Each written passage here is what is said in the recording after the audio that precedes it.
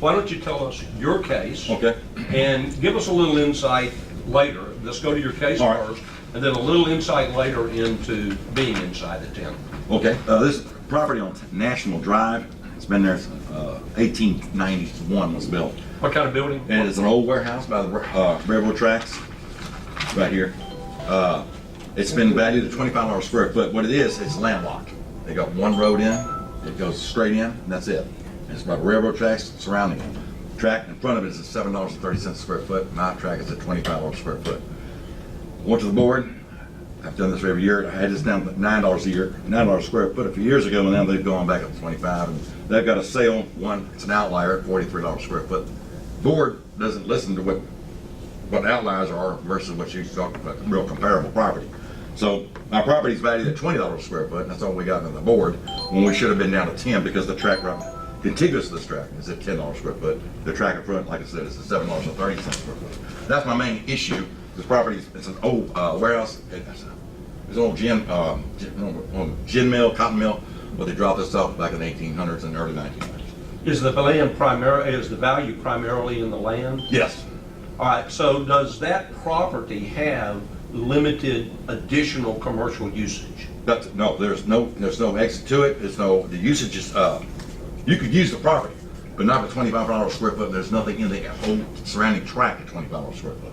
Everything is at $10 a square foot around it. So what do you find when they go and try to find the comparables? What comparables are they laying on you? Whatever the district tells them. But give me an example. Well, they'll say, they'll look on here and they'll sit there and they'll say, we've got one here at $30 a square foot, and they're looking for comparables away from the subject because I'm telling them that's not comparable. How far away? Just a ballpark. Don't worry about that. About a block, $30 a square foot, has major frontage, $30. Mine's at $20, has one driveway into the property. Is the other property that's at 30 have a railroad issue? No, there's no railroad issue. Mine's the one that has a railroad issue. It's more or less landlocked with one track, it's one driveway into the property. So if we were to go Google Maps, which we will, if we were to go Google Maps and just kind of look down from 10,000 feet, right, we would see a property that has limited usage, yes, that has been valued, has been up and been knocked down, and is now back up. Yep. Do they give you, are you able to identify comparable properties? yes. You've identified Yes, I comparable did. properties. How far out do you have to go? Right in front of the properties. This property's right across the street, right across the railroad tracks, $7.20, $7.20, and I got another one over here at $7.50. That has major frontage. All right, what do you believe is driving that ARB panel? My honest opinion is that district, ARB over there, has been told they don't rock the boat. District tells them something and they say, if you don't want to get off that board, you're going to go along with that value. They're not going to go with that value, what they see real. When I worked in the appraisal district, you had to show the evidence why the property value is at $10 a square foot. So if you don't show the evidence to the taxpayer, it's the burden of proof is on the appraisal district.